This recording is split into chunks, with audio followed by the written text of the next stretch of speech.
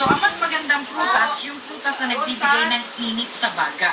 Katulad ng durian, star apple, yung mga madadagta, mga chico, chesa, yung mga imported, longgan, grapes, yung mga ubas, maiinit yan eh.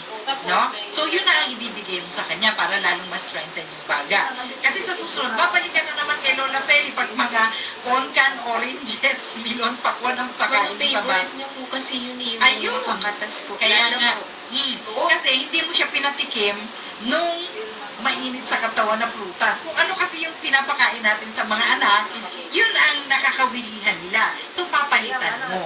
Pag hindi mo siya ibinili nun, di hahanap-hanapin niya yung una niyang natikman. So, nasa sa ating mga magulang ang pagbabago, di ba, ng kakainin ng ating pamilya. Ngayon, alam niyo na. So, pwede siyang tsokolate, mainit kasi sa katawan. Pero walang nuts. Pag may nuts, maaari din sumumpong kasi nuts and beans nagtitrigger din ng asthma attack, no? Yung mabubulang inumin, pag malaki na yan, beer, susumpongin ng asthma yan. Yung mga soft drinks, mabula yon. Yung mga buko juice, yan, mga mag-i-induce po ng ng pagsumpong ng asthma. Ganon din ang hamog, no? So, wag mo yung bibigyan ng trabahong panggabi. Yung pang call center, puyat na, napakalamig ng air conditioning unit sa trabaho nila, tapos nahahamugan, babalik na naman yon. Kaya sinasabi natin na pag bumalik yung trigger, babalik din ulit yung karamdaman. No? Kahit na ito ay gumaling na. Kaya nga po yung iba, nagkataon lang na gumaling. Kasi, nung bata pa na ina-asthma, tapos tatanungin mo yung magulang, kung saan lang gumaling? Nung gumaling kasi, nakabili na ng tsokolate. Gusto niya yun. Tapos nag-iba na yung kanyang lifestyle, di ba?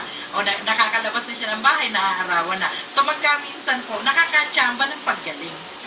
O alam mo na, para kung sa susunod na baby mo, na-eksperimentuhan mo si Dylan, kawawa naman si Dylan. Ang mga panganay ko, ako panganay eh. Palagay ko na-eksperimentuhan din ako ng mama at papa ko. Tapos yung mga susunod na anak, mas maayos na kasi alam na. Alam mo na na hindi dapat pinaliliguan ng kalahating katawan lang. Dapat mula ulo hanggang paa para hindi magkabukil-bukol na mukol, lalo na sa ulo. At kapag malikot ang bata, siguruhin natin na kumain ng full meal, Raquel, no? Dahil magtatatalon-talon na naman, malilikot ang mga bata, so nagkakalus-lus po. Kaya ipapaalala natin sa kanila, tago muna lahat ng laruan at huwag papayagan na maglaro hanggat hindi pa nakakain, no? Ng regular meals, lalo na breakfast, no? Kasi pagka nagsimula na po maglaro ang mga bata, ayan na, hindi na mapigil yan, no?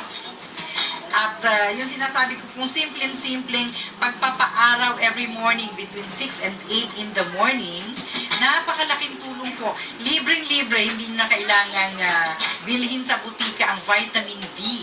Nasa sikat ng araw every morning. Unfortunately, tag-ulan ngayon.